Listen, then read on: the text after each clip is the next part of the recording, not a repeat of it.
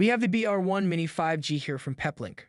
We're going to unbox it and explore the incredible features packed into this little powerhouse. First things first, there's the quick start guide. Next, we have the star of the show, the BR1 Mini 5G router itself.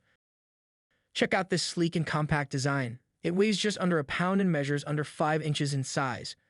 Perfect for 1 to 60 users, whether you're on the go or at a fixed location. Just note that there is no Wi-Fi or GPS support. The BR1 Mini 5G comes equipped with a cutting-edge 5G modem that's compatible with both standalone and non-standalone networks, along with backward compatibility with 4G LTE through a Cat20 modem.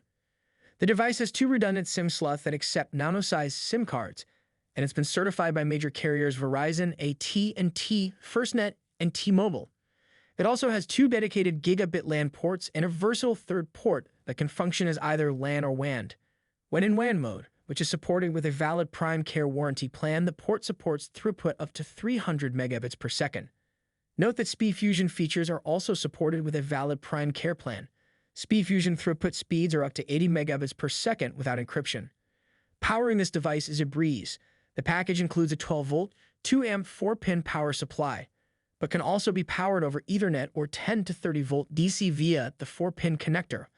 To ensure optimal connectivity, the package includes 4 cellular antennas, perfect for locations with adequate indoor signal. For those who need it, check out our outdoor antennas at 5gstore.com.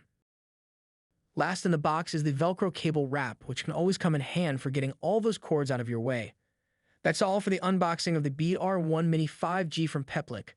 Stay connected and stay tuned for more videos by clicking the subscribe button. Thank you for watching.